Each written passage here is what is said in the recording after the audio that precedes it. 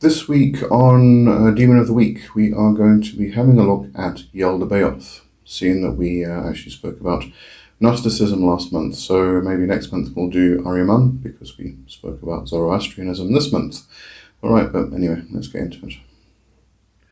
Join me over on Patreon, where you will find all of my books, services, and courses in the shop, blog posts, and the various tiers which you can explore. You can get magical training in the Temple of the Horned Serpent First Degree, and joining as a free member gets you started with that, or explore the Magical Journal and the Egregore Project. Hope to see you there. So Yaldabaoth's Genesis is rooted in the Gnostic reinterpretation of the creation myths, particularly those influenced by Platonic and Judaic traditions.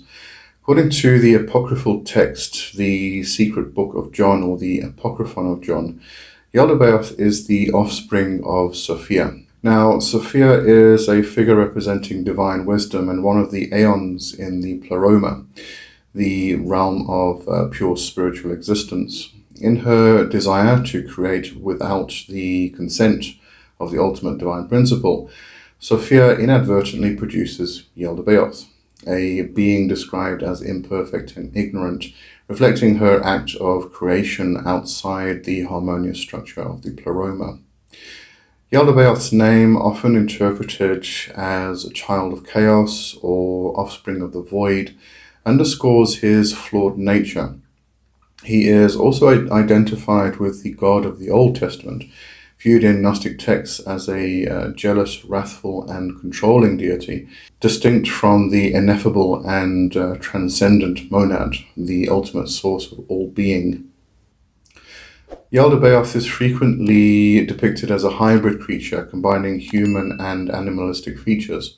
He is often described as a lion-faced serpent, embodying the duality of power and deceit. In Gnosticism, this imagery reinforces his role as a deceptive creator who lacks true understanding of the divine realm, yet wields considerable influence over the material world. Gnostic writings attribute several titles to Yaldabaoth, such as Saklas, which means fool, and Samael, which means blind god, emphasizing his ignorance and limited perception. These epithets highlight the Gnostic critique of his claim to ultimate authority. Unlike the monad, who represents unity and enlightenment, Yaldabaoth is a fragmented being, embodying arrogance, ignorance, and delusion. Yaldabaoth's primary role in Gnostic cosmology is as the creator of the material universe. According to Gnostic texts, after his emergence, he mistakenly believed himself to be the sole God, declaring, "I am God, and there is no other God beside me." In his ignorance, Yaldabaoth constructs the physical cosmos and populates it with archons, which are subordinate beings who assist in maintaining his dominion. The material world created by Yaldabaoth is viewed in Gnosticism as a flawed and illusory prison, designed to entrap divine sparks of light that originate from the Pleroma. Humanity, according to this narrative, bears these sparks within their souls, making them targets for Yaldabaoth's oppressive rule. The Gnostic path, therefore, involves awakening to the spiritual truth, transcending the material illusions imposed by the Demiurge, and reuniting with the divine source. Yaldabaoth's role in Gnostic thought challenges conventional religious paradigms by presenting a stark dichotomy between the transcendent God and the creator deity. The dualistic worldview portrays the material world not as inherently good, but as a domain of suffering and entrapment.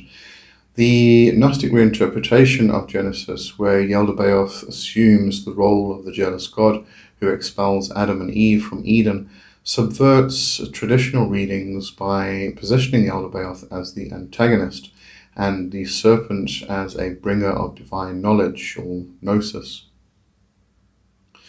The figure of Yaldabaoth also serves as a critique of authoritarian and dogmatic religious systems, by equating the Demiurge with a false god who demands obedience and suppresses enlightenment.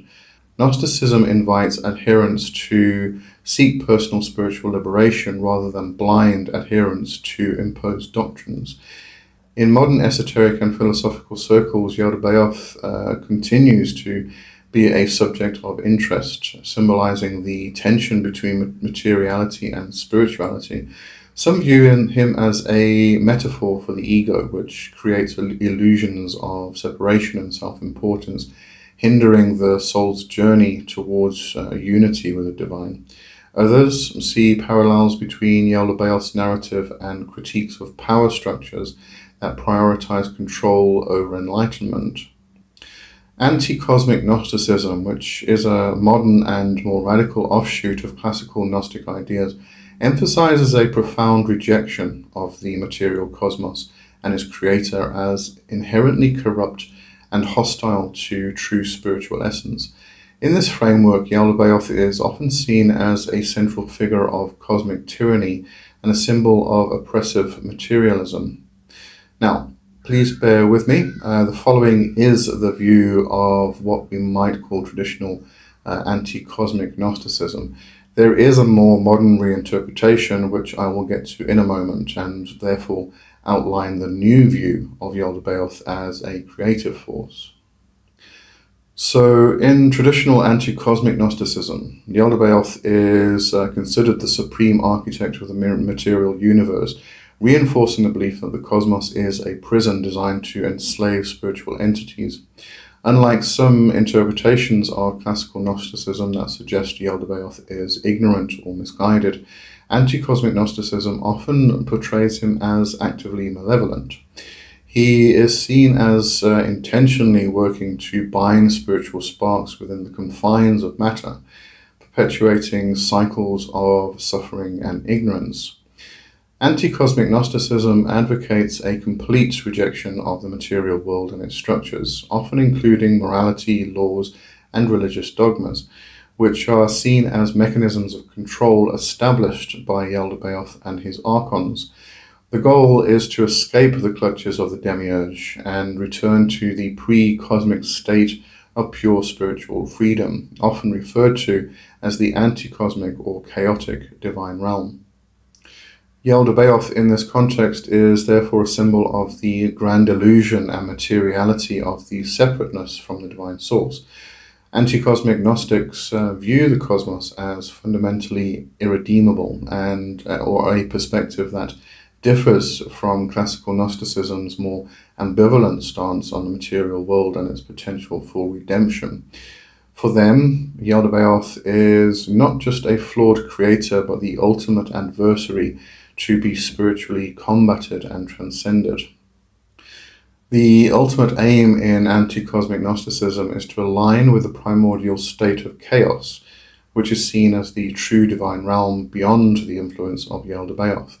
By rejecting the cosmic order and dismantling the illusions propagated by the Demiurge, practitioners seek to awaken their spiritual essence and achieve liberation from the cycle of existence imposed by him.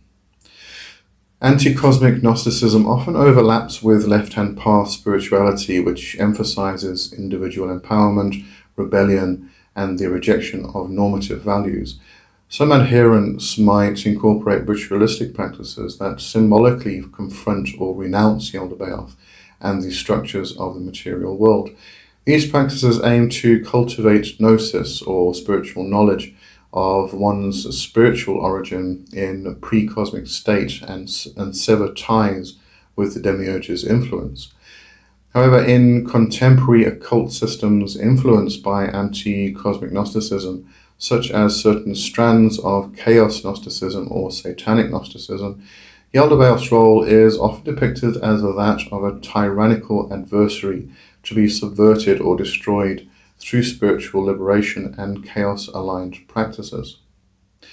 Now, when we talk about the reinterpretation of anti-cosmic Gnosticism, we are referring to a perspective within certain occult or esoteric traditions that re-examines the role and significance of Gnostic figures like Yaldabaoth and the material cosmos from an anti-cosmic worldview. It takes concepts from Gnosticism, particularly its critique of the material world and the Demiurge, and adapts or reinterprets them in ways that diverge from traditional Gnostic beliefs. So here's what this means in a little more detail. Firstly, Yaldabaoth as an archetype. So rather than being purely an adversary, Yaldabaoth might be viewed as an archetypal force representing flawed creation, ignorance, or even the necessary tension between spirit and matter. In this reinterpretation, Yaldabaoth is engaged with or to better understand or confront the challenges of the material world, not necessarily to reject it outright. We also have chaos, often central to anti-cosmic thought, can be reinterpreted as a creative and transformative force. Yaldabaoth's role as creator could be seen as an initiatory force that provides spiritual challenges to overcome. This view sometimes embraces Yaldabaoth as a kind of shadow teacher whose existence helps illuminate the path to transcendence.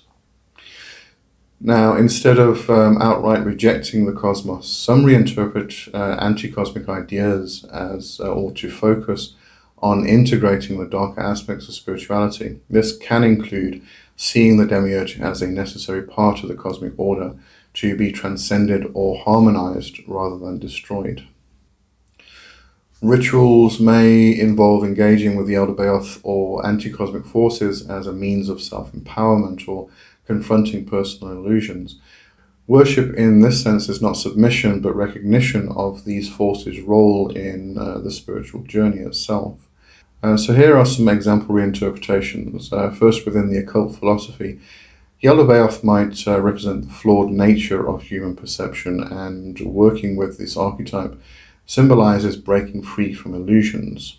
We have the chaos magic influence, where anti-cosmic principles may be adapted in chaos magic to explore personal liberation and challenge societal norms, using Yaldabaoth as a figure for transgressive spiritual practices. Within left-hand path practices, engaging with Yaldabaoth could symbolize mastering the material realm before transcending it, aligning with self-deification. And lastly, just to note some key differences from traditional anti-cosmic Gnosticism. So in the traditional view, we have total rejection of the cosmos as wholly evil, with a focus on annihilation or escape. Within the reinterpretation, a more nuanced approach that may include symbolic engagement with Yaldabaoth and the cosmos, recognizing their value as tools for spiritual growth or initiation. All right, and that brings us to the end of today's Demon of the Week about Yaldabaoth. Thank you for watching, and I'll see you next week with more. Cheers for now. Bye-bye.